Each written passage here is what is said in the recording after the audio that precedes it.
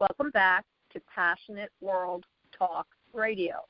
Educate, enlighten, entertain. Today on Pull Your Heels with Lillian, our special guest is a high schooler, Gracie Dix, who wrote a book called Welcome to Superhero School. So, good morning, Gracie. How are you today? Hi, I'm doing pretty good. Glad to hear that. So what motivated you or inspired you to write a book about superheroes?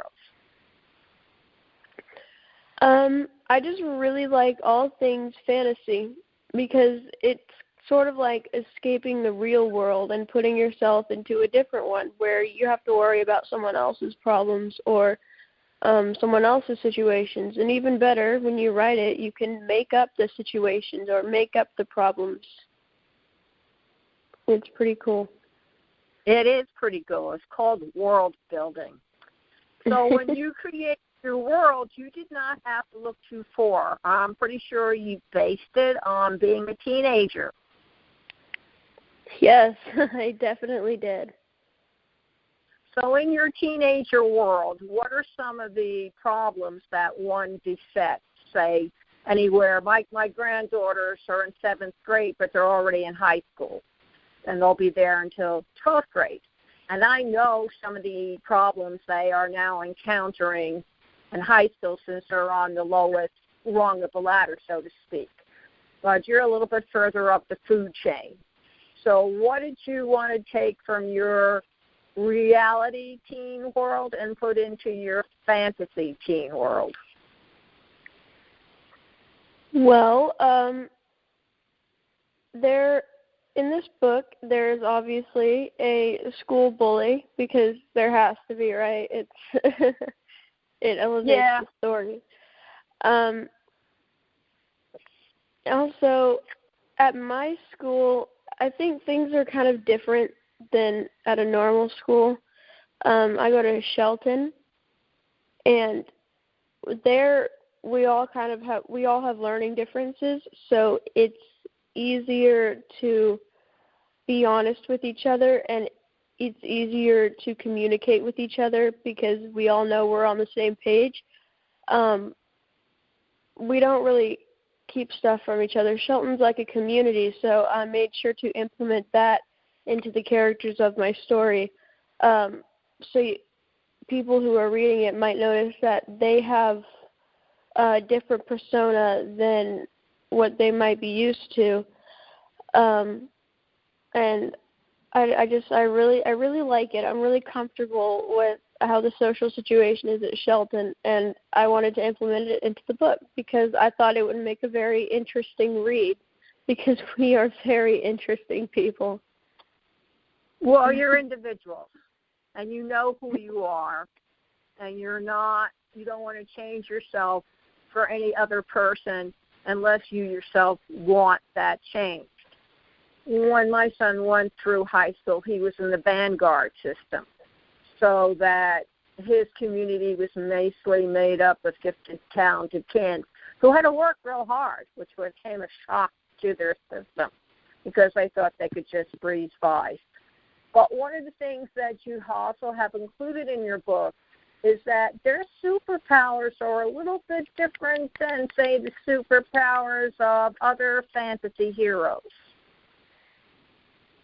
Yeah, that's true. So you're talking about empowerment and friendship. Explain. Well, are you insinuating that those are the superpowers? Well, I think that to make friends and to keep friends and to understand your friends and to be truthful with your friend is one of the biggest powers you can have. That is very, very true. Although it's not a real power, it's definitely a good one. It's a really great one to have. In the book, the characters, well, it's kind of hard to explain them because I'm so used to what I'm so used to what I put in the book that I don't know how to explain it as it being different from any other situation.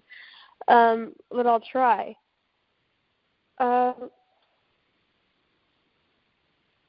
So, okay, the friendships I don't know how to explain it.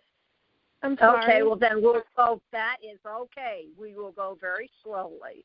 So let's go a little back. When you put your book together, you had the bully, so that's the evil person, and then you have your students coming into superhero school. So those are the good guys, right? Well, not all of them are the good guys. That's right. And that's something you need to pull out, that sometimes friends don't always turn out to be the way you think they ought to. I guess, but it's always good to have faith, hope, and optimism, because sometimes when you're in a desperate situation, if you lose sight of all that, then, well, you lose. There's no way you're coming back from it. Okay. Step number 2, do they use any kind of magic? Do they use some of the things like Batman or Superman or Wonder Woman, or who are some? My son is in the comic book world as an illustrator, so I'm trying to bring up all the superheroes he was brought up with. So is it like those kind of superpowers, or are there other type of superpowers like Despicable Me? The characters have powers that normal people do not have at their disposal. Well, they some of them. Well, there's flight. There's teleportation. There's also morphing, which is turning from one animal to another and or back to human form. There's healing. There's all different kind of powers, but the main ones are the elemental powers: earth, water, fire, and air. And they're your superheroes. Do they learn how to use these type of powers? They already know how to use them, but they go to superhero school to learn how to control them better. Okay. Also, a few of the kids in the group are really smart, and they know how to help people control their powers. Okay. So when they go to superhero school, are they selected by the school? Do the parents find out about the school? Do the kids find out about the school from other kids? The kids already know it's a superhero school, but they are selected by the school, and the parents approve it. Okay. And do they also mingle with other people, with normal people, or do they keep pretty much to themselves? A little spoiler alert, in the sequel they mingle with normal people, but in the first one I'm just sticking with superheroes for now, just to get the readers into it. Now, this is a very basic question. Why do you think it will attract kids your age to read it? Well, I think that people now, especially in this time, especially kids, will need an escape from this. And also, I mean, I just really love superheroes, and I figured that there should be other kids out there who like all things fantasy, right? I mean, absolutely. This is a hard question to answer. For you. There are 2 conventions you need to go to. One is the International Science Fiction and Fantasy Convention that takes place all over the world. And the other one is see if you can go to some of the larger comic book conventions. because a lot of the superheroes are at those conventions, and it would give you more flavor for your book. Cool. Because you meet a lot of neat people at those conventions. And at the I'll try and check it out. Please do. I used to speak at the National Science Fiction and Fantasy, and they have a lot of different contests going on, a lot of different writing, networking opportunities that are going on, and it will really, what I would call, add more dimensions to your writing to see how other people are doing. Plus, it's a great way of getting you and your books noticed. There are always a lot of kids from high school there. Because that makes sense. It makes sense, right? And the international convention pretty much has it set up so it caters to the high school crowd. And also that also makes sense. Yes. So I would like to make those two suggestions. I know my granddaughters have been going to those conventions with their dad for a long time now, and they come back stuffed with superhero stuff. Not to mention books and comic books and anything else your heart desire. My brother and my dad went to Comic-Con. And I bet they enjoyed that. They did. They got some pretty cool pictures, too. My son is at Comic-Con. You'll have to look him up one of these days. Anyway, and he got started with creating his own world building. I guess when he started in art, like when he was out of the womb type thing. But he does beautiful work. However, so you have a sequel coming out. What's the name of your second book? Okay, so this is just a substitute name for now because I try to choose the title last because I want it to go along with the theme of the book. But I'm thinking of calling it Operation Game. Very interesting. Very intriguing. I bet you'll have a lot of kids chomping at the bit. Now, I hope so. Oh, I know so. As the series develops, do you plan on having your kids remain the same age, or are they going to grow as the series continues? Well, in the first book, they're all in different grades. But in the second book, they are one grade higher, so I'd actually assume 1 year older. Right.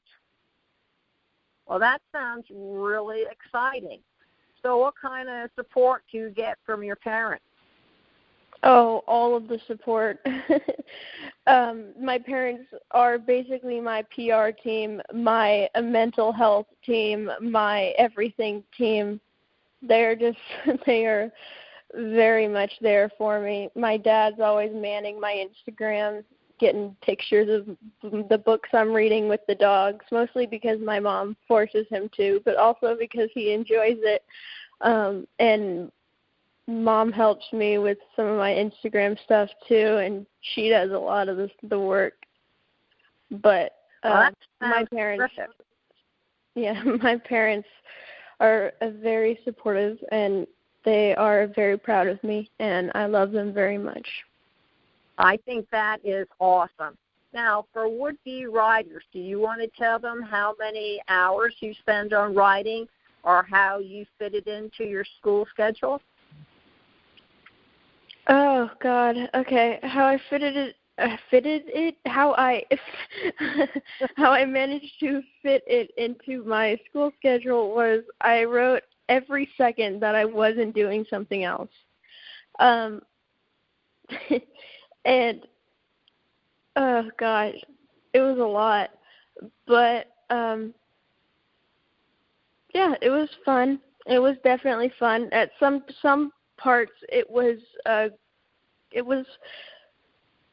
I just kind of wanted to get it over with, but then once I did and I moved on to the next section, I was all excited and energized again and ready to write, and it was exciting. But let me tell you, the editing process is monstrous. I mean, it's not awful, but it's long, and you have to work hard, and you have to be willing. You kind of have to change your entire mindset. You have to be willing to accept things that you wouldn't accept before. It's definitely a process, but it makes it so much better. So it's definitely not something to skip. It's like doing long division or making sure when you do your geometry homework, you write down all the different steps one needs to explain of how they get to that angle. Yes. Oh, yeah. Or it's like baking a 50-layer cake. Yes. Yes, it is. Do you read out loud your novel to catch a lot of the mistakes or to maybe catch some of the things that don't quite follow each other in logic, so you have to put them somewhere else? About the logic, I don't really have a lot of those problems. Mostly it's because I make up the story as I go along while also paying great attention to what I've written before as to avoid any strange plot holes. Yes, you have to be consistent. Yeah. Absolutely. Yeah. Because I'm a writer as well, and I've been doing it for a long time. And one of the things I found is that I sometimes have to keep track of my names, write them out, their ages of the characters and other pertinent information like that. Because when you're halfway through a book, folks, you don't always remember these characters. If they're not the main character and that those characters are not in every chapter, you have a tendency to forget. And you need to keep everything in the flow, right? Yeah, I have 9 to 12 different main characters, all with different superpowers, and most in different grades. So I had to keep a chart. Yeah, that's what I did. I had to keep a chart. You're doing the right thing. Now, are you planning on going on to college and getting a degree in writing? Oh, I'm definitely planning on going on to college, but I really want to become an actress. And I don't think it's just a phase. It might be just a phase. I don't know, but I really want to be an actress. I'm thinking of doing creative writing as maybe a minor, but I really want to do performing arts as a major possibly, and maybe something that has to do with just regular art as another minor. I'm not sure, but I know that performing arts is locked in there. Well, there are a lot of good schools, good universities, colleges out there that can help you define your target and get you ready to either become an actress on Broadway or an actress in Hollywood, depending on whether you want to start with plays or movies. I was thinking acting on – I kind of want to act on Disney Channel. I really like Disney Channel, and I really want to act on there. I think it'd be cool. Well, you know, you and your parents need to look. They have intern positions down in Disney World down in Florida. Oh, and I that's cool. They have them in California. So you may want to start looking around at the possibilities. Probably not this summer because of the epidemic. But I do know that there are intern positions down there. And if you have some high school counselors in your school, you ought to go in and start talking to them about trying to find intern programs that you can do during the summer to put you in a better position. So by the time you do go off to college, you can show them that this is something that is near and dear to you. Yeah, that sounds cool. Good. I will do that sometime. Yeah, I know. It's on your list of things, right? Yeah. I know. So, Gracie, tell everybody where they can find your book and where they can find your website on the World Wide Web. Well, you can buy my book on Amazon Kindle or just Amazon, and apparently Barnes & Noble. And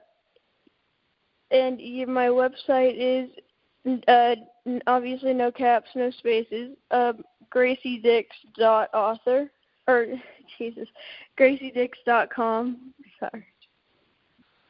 That's okay. Yeah. Is there any kind of advice you would like to give your peer group about becoming a published author? Oh yeah, for sure. Okay, I can do this. This is the money shot right here. So, some advice would be, it can get pretty unnerving at times. Just make sure that when you write, you are writing something. You're starting something that interests you, because you're going to get bored of it if you don't, and then you're not going to want to follow through. And the most important thing that you can do as a writer or a beginner writing is to follow through. Also, if you get stuck, you can just, writer's block, just take a break. It doesn't matter how long your break lasts. It could last to 1 hour to a week. Just take a break and something will come to you for sure. That's Sound advice.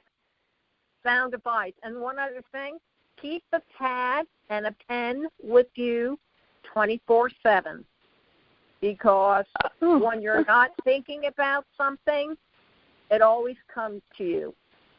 Exactly. And you need to write it down, because you may not remember it an hour later because you're busy with something else. So, ladies and gentlemen, and students of all ages, to hear this interview with Gracie Dix about her book, Welcome to Superhero School, you can go over to https://passionateworldtalkradio.com. Menu on right-hand side of the page, scroll down till you come to Cool Your Heels, click on it, and voila, or here it is, and you will see it posted on the page. Or if you're technologically challenged, pick up your phone or your tablet or your cell phone and find the Sizzle line, and you can call in and hear the interview immediately. It's also on iHeart, iTunes, Spreaker, Spotify, YouTube, Facebook, Twitter, LinkedIn, and all the usual places one finds podcasts. And before you go away and stray, Descartes had this to say in 1637, it is not enough to have a good mind. The main thing is to use it well. Thank you all very much for joining us today with Gracie Dix. And remember, stay healthy.